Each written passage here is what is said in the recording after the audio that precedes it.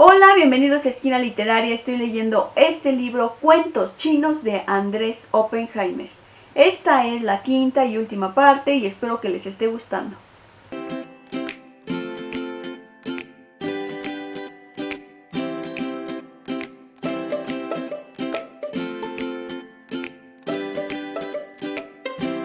América Latina en el siglo del conocimiento. Cuento chino. La próxima guerra va a ser por los recursos naturales como el petróleo, el gas, el agua. Evo Morales, líder cocalero y diputado boliviano, Grama, 29 de noviembre 2002. La vieja izquierda y la vieja derecha latinoamericana sostienen que los próximos conflictos mundiales serán por los recursos naturales y que la prioridad de los países de la región debería ser proteger la soberanía nacional contra los intentos de las grandes potencias de adueñarse de esos recursos. Suena bonito, pero refleja una realidad mundial que pasó a la historia hace mucho tiempo. A diferencia de lo que ocurría hace 2 siglos, cuando las materias primas eran una fuente clave de riqueza, hoy día la riqueza de las naciones yace en la producción de las ideas. El siglo XXI es el siglo del conocimiento. La ex Unión Soviética, el país con más recursos naturales del mundo, colapsó. Y ni Sudáfrica con sus diamantes, Arabia Saudita, Nigeria, Venezuela y México con su petróleo, ni Brasil y la Argentina con sus productos agrícolas han logrado superar la pobreza. La mayoría de estos países tienen hoy más pobres que hace 20 años. Por el contrario, naciones sin recursos naturales como Luxemburgo, Irlanda, Malasia, Singapur, Taiwán, Israel y Hong Kong están entre las que tienen los ingresos per cápita más altos del mundo. ¿Por qué Holanda produce más flores que Colombia? ¿Cómo explicar que Holanda produce y exporta más flores que cualquier país latinoamericano?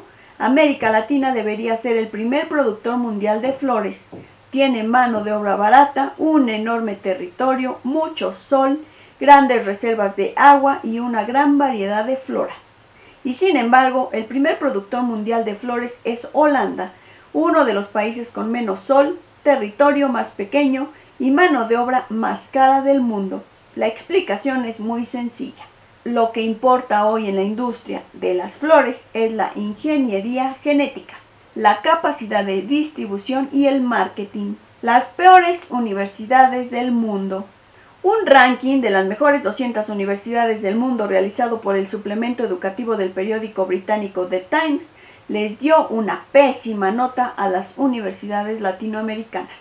Según el listado de The Times, las mejores universidades del mundo están en los Estados Unidos, encabezadas por Harvard, la Universidad de California en Berkeley y el Instituto Tecnológico de Massachusetts. De las 20 mejores universidades del planeta, 11 son de los Estados Unidos y le siguen las de Europa, Australia, Japón, China, India e Israel. La única universidad latinoamericana que aparece en la lista es la Universidad Nacional Autónoma de México. Y las latinoamericanas estaban lejos de los primeros puestos. La UNAM de México y la Universidad de Sao Paulo de Brasil estaban empatadas con otras que ocupaban los puestos 153 a 201. Lo cierto es que tanto el ranking de The Times como el de la Universidad de Shanghái mostraban que los gobiernos de América Latina viven en la negociación. La UNAM, que recibe del Estado mexicano 1.500 millones de dólares por año, y la UBA, que recibe del Estado argentino 165 millones de dólares anuales, son ejemplos escandalosos de falta de rendición de cuentas del país. Ambas se niegan a ser evaluadas por los mecanismos de acreditación de sus respectivos ministerios de educación. La UNAM es una institución cerrada a la evaluación interna. La UNAM de México y la UBA de la Argentina son 2 vacas sagradas de sus países que pocos se atreven a criticar, a pesar de que son monumentos a la ineficiencia y una receta para el subdesarrollo. América Latina es una de las últimas regiones del mundo donde todavía hay países en los que se subsidia el estudio de quienes pueden pagar. Se trata de un sistema absurdo por el cual toda la sociedad, incluidos los pobres, subsidia a un número nada despreciable de estudiantes pudientes. Según el Banco Mundial, más del 30% de los estudiantes en las universidades estatales de México, Brasil, Colombia, Chile, Venezuela y la Argentina pertenecen al 20% más rico de la sociedad. En Brasil, un 70% de los estudiantes universitarios pertenecen al 20% más rico de la sociedad, mientras que solo el 3% del cuerpo estudiantil está compuesto por jóvenes que vienen de los sectores más pobres. En México, el 60% de la población estudiantil universitaria proviene del 20% más rico de la sociedad y en la Argentina el 32%. Los ricos están sobrerepresentados en las universidades públicas. En algunos países latinoamericanos ya se comenzó a corregir el subsidio a los ricos, pero cuando la UNAM intentó introducir un sistema parecido en México en 1999, durante el gobierno del presidente Ernesto Zedillo, tuvo lugar una huelga estudiantil que paralizó la universidad y obligó a las autoridades a dar marcha atrás. En la China comunista, los estudiantes universitarios tienen que pagar sus estudios y contribuir de esa manera a subsidiar el aprendizaje de los más pobres y a mejorar el nivel de las universidades.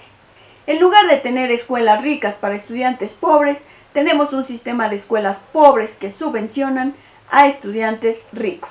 Lo mejor sería adoptar sistemas mixtos como el de Australia, donde los jóvenes pueden estudiar gratuitamente, pero deben pagar una vez que se gradúen y obtienen empleos bien remunerados.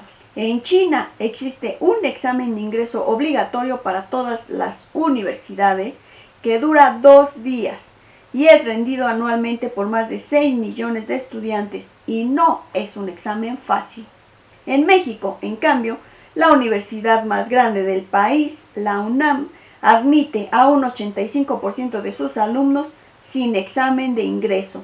Según estimaciones de Julio Rubio, la UNAM les concede un pase automático a todos los estudiantes de la escuela secundaria de su red escolar, lo que hace que muchos de sus estudiantes vayan a estas escuelas para no tener que rendir un examen de ingreso. Sobran psicólogos, faltan ingenieros. Por increíble que parezca, en la UNAM se gradúan 15 veces más psicólogos que ingenieros petroleros por año. Efectivamente, en un país donde el petróleo continúa siendo una importante industria, la UNAM produce unos 620 egresados con licenciatura en psicología, 70 en sociología y solo 40 en ingeniería petrolera por año. Las grandes universidades están produciendo legiones de profesionales desempleados. Si México no hace algo para corregir su sobreproducción de graduados universitarios sin potencial de trabajo, se encontrará muy pronto con 1,5 millones de profesionales desempleados. Esto podría generar un problema social sin precedentes. En vez de invertir tanto en formar más abogados, los gobiernos latinoamericanos deberían invertir en la creación de escuelas intermedias e institutos técnicos. La UNAM, modelo de ineficiencia.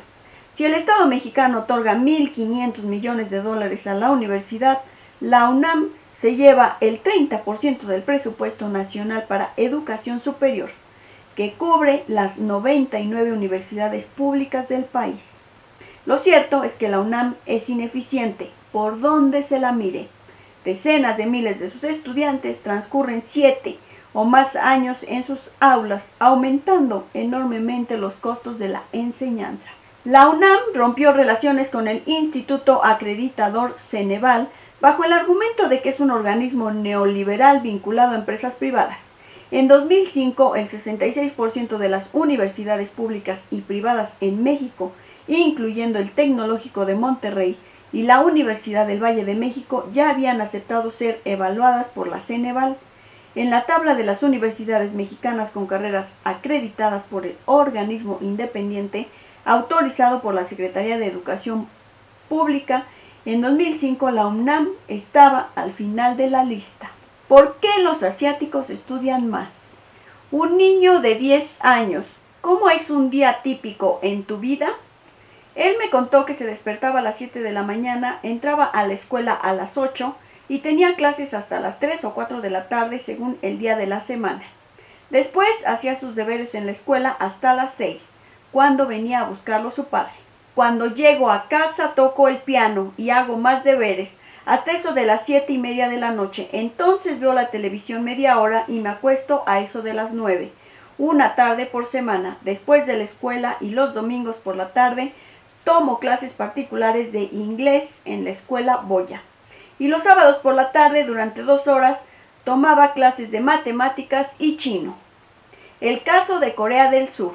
La obsesión por el estudio no es un fenómeno que se da solo en China, sino en toda Asia. Al igual que en China, los niños en Corea del Sur, Singapur y varios otros países de la región estudian casi el doble de horas diarias de los de Estados Unidos o América Latina. Un niño coreano de 14 años tiene una disciplina diaria casi militar. Sale de su casa a las 7 de la mañana, llega a la escuela media hora antes del inicio de las clases para repasar las lecciones del día anterior. Y regresa a su casa a las 4 de la tarde. Después toma clases particulares de matemáticas e inglés. Para las mujeres coreanas, los profesores son vistos como el mejor partido para casarse. Tienen buen salario, empleo estable, vacaciones largas y les gusta tratar con los niños. Y tienen condiciones de trabajo excelentes que incluyen dedicación exclusiva y 4 horas diarias, pagadas, por supuesto, para preparar sus clases y recibir a los estudiantes. La educación en Corea se toma tan en serio que hasta los profesores de jardín de niños necesitan un diploma universitario. ¿Por qué estudian más los jóvenes asiáticos? La respuesta más común que escuché en China es que no se trata de un fenómeno reciente, sino la continuación de una tradición histórica que viene de las enseñanzas del filósofo Confucio, quien ya difundía valores como la dedicación al trabajo y al estudio en el siglo V a.C. Confucio decía: si tu objetivo es progresar 1 año, siembra trigo. Si tu objetivo es progresar 10 años, siembra árboles. Si tu objetivo es progresar 100 años, educa a tus hijos. Sin embargo, en China existe otro motivo clave que explica la fiebre por el estudio, que no sería deseable imitar en el resto del mundo: la política del hijo único. Desde la década del 70, las parejas solo pueden tener un niño y quienes tienen más de uno deben pagar impuestos altísimos por su segundo hijo. Aquí tenemos un refrán que dice: hijo único, esperanza única, futuro único. Los asiáticos dan por sentado que deben estudiar unas 10 horas por día. No hay televisión, ni fútbol, ni fiesta que valga. En la Argentina, durante los últimos 30 años, no ha habido una cultura de la excelencia, ni del esfuerzo, ni del trabajo. Tienes un desarrollo y una cultura que está mucho más vinculada a lo que los argentinos llaman el SAFE, o sea, pasar de grado, que al éxito basado en el esfuerzo, el trabajo y la investigación. El tema es cómo introducir la cultura de la calidad. Espero que les haya gustado la lectura de este libro de Andrés Oppenheimer, Cuentos Chinos. Si te gustó la lectura, dale like, compártela, déjame tus comentarios, sígueme en Facebook. Muchas gracias por escucharme y nos vemos en la próxima lectura.